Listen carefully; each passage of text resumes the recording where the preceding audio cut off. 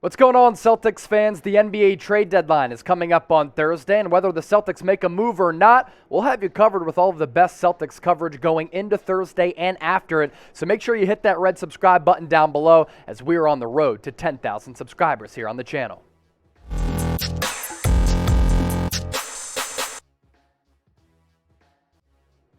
Welcome into Boston Celtics Today by Chat Sports. I'm your host, Chase Senior. Hope all of your weeks are off to a fantastic start. Could be a big week for the Boston Celtics. They're playing excellent basketball right now, and could they decide to trade away a player like Dennis Schroder or Marcus Smart? We're getting into the latest Celtics trade rumors on today's show. So you really look at the perspective for Boston. The priority really for this team is to clear salary to save on the luxury tax. And they're a competitive team right now because of this hot streak. They're 30-25 up to this point in the regular season, and they have offers, according to reports, from a couple of teams. For Dennis Schroder, a good spot starter and very good six-man, and there are rumors that maybe Marcus Smart could get dealt as well. Two of the big trade assets and trade chips for Boston on the table potentially going into Thursday's NBA trade deadline. Now, The Athletic put together an article, and they looked at the top 38 trade targets going into Thursday's deadline. At number 26, it was Dennis Schroder. He's coveted around the league because he can be a microwave scorer who can start for you, come in off the bench, and he's always in contention to win the NBA Sixth Man of the Year award. And at number 11 is Marcus Smart. Now, Dennis Schroder on an expiring contract, Marcus Smart on a longer deal, a high-level defender, somewhat spotty offensively, but brings so many valuable championship-level intangibles to the table. Here's what The Athletic had to say on Dennis Schroder. He's just good enough to score points and create offense without actually having much of an impact on the bottom line of wins and losses. He's essentially an innings eater at the guard spot at this point in his career.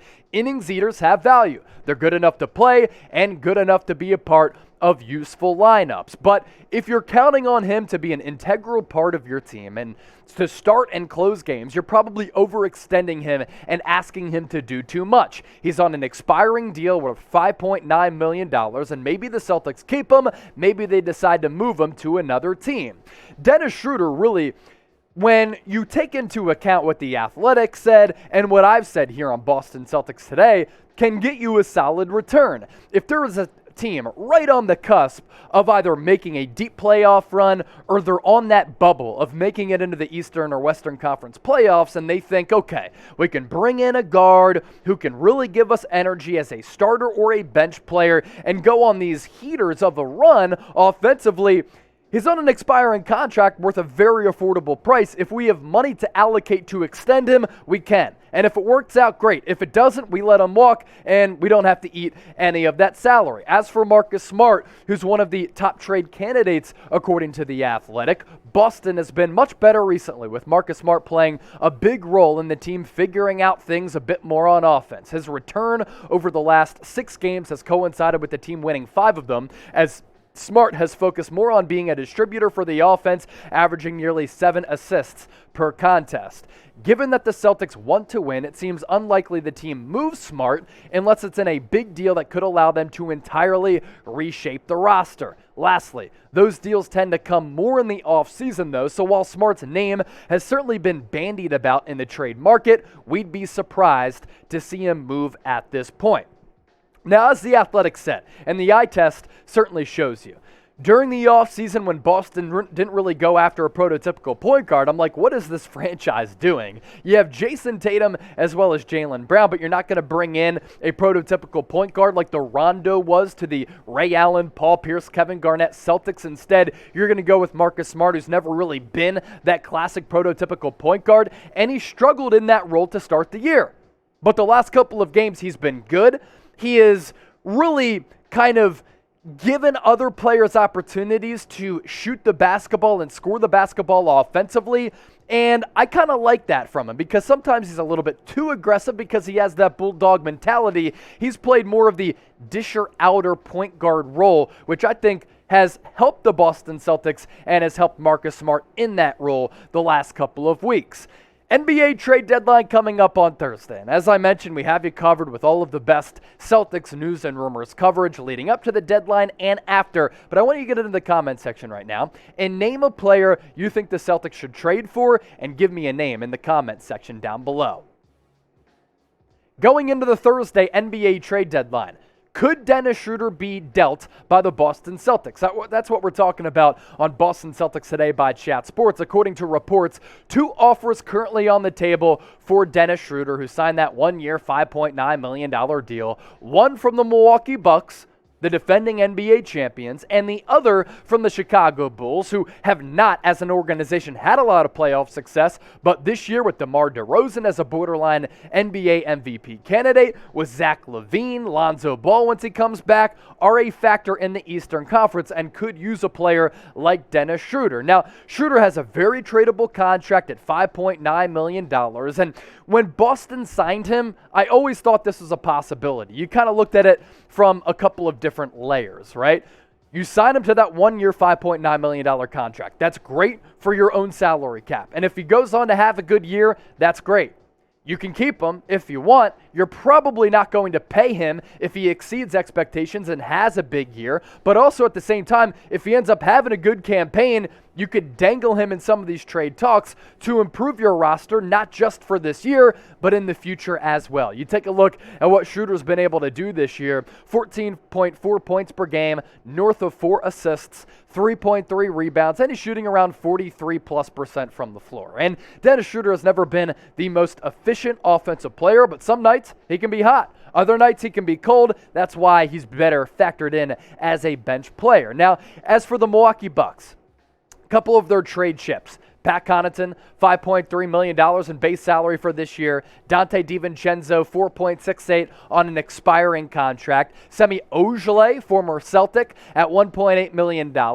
And then as far as the Bulls go, players they could trade away for a roster upgrade for Boston: Troy Brown, pretty affordable. Kobe White, I actually like him as a guard who can play point or off the ball, and they have some second-round picks as well. So those are the trade chips that the Celtics could potentially get back if they were to trade away a Dennis Schroder or maybe even a Marcus Smart, some of these other players on this Celtics roster. So do you think the Celtics should trade Dennis Schroder? Expiring contract, fun player to watch? You let me know. Type Y for yes, type N for no. Be sure to get those votes in the comment section right below me.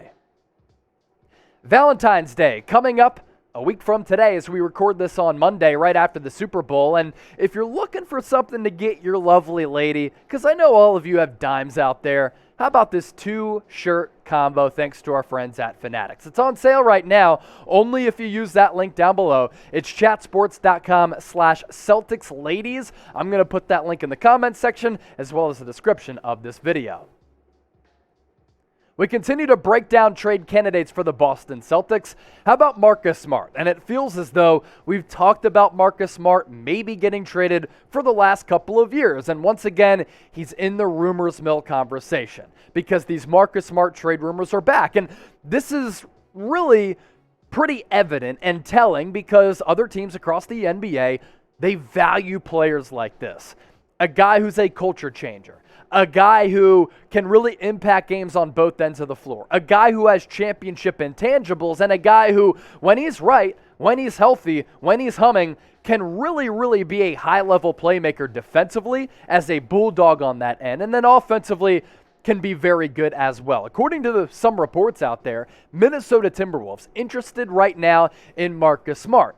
Now, he's on a long-term contract that he signed over the offseason, $70+ million, and man, he's really been big for the Boston Celtics culture, and because of that, he's really become a folk hero in Boston, and because of that, the asking price is reportedly huge. This is a trade idea that I thought was pretty interesting, and we're going to put it on the screen here. Darren Wolfson with this trade idea between two teams who are vying for playoff spots, in the East for Boston and in the West for the Minnesota Timberwolves, because Anthony Edwards playing good ball, so too is Karl Anthony Towns, and they're right on that outer edge of maybe making it back to the playoffs for the first time in a long time. Celtics would get back Malik Beasley, I like him, a first-round pick, or Jaden McDaniels. The Minnesota Timberwolves would get back Marcus Smart. I wouldn't make this trade, although I'm kind of torn on Marcus Smart. There are some nights where he really, really frustrates me offensively. There will be 20 seconds left on the shot clock. You don't have to take a shot at that time, and he chucks up a three. And I'm like, Marcus, what are you doing? You can't let it fly in that situation. It doesn't make any sense to me, but he does bring you so much defensive ability, and offensively, he's really settled into that point guard spot nicely, where he's making a lot of really good decisions. Now, is he worth the price tag that he's currently on when he's making a lot of money, and he's averaging 11 points per game, 5+ assists, and 3.5 rebounds while only shooting 41%. A lot of you look at the numbers and say, you know what? He's not worth it at that price tag. But sometimes it's not always reflected in the box score, the impact that Marcus Smart can make any given night. He's not scared to defend anybody across the NBA. He can guard both wings and guards, and he'll even take on a Joel Embiid in the low post because, as we know, Marcus Smart has no fear. And when he's making smart decisions offensively, I like him. He's been thrust into a hard role where he has to be a prototypical point guard, an area and a position that he's never really had to play before, but he's started to settle into that role nicely over the last couple of weeks. So Boston fans, this guy is a folk hero. He is beloved in Boston. Would you trade away Marcus Smart, especially for a deal like that? You let me know and voice your opinions on this subject matter by typing T for trade or K for keep. And as I mentioned earlier, this is your one-stop shop for all things Celtics leading into the NBA trade deadline, after it, during the offseason, and during the year. So make sure you hit that red subscribe button down below for informative, entertaining, consistent Boston Celtics coverage, covering the latest news, rumors, trade rumors, and a whole lot more. Join the Celtics family here at Chat Sports and subscribe to Boston Celtics today.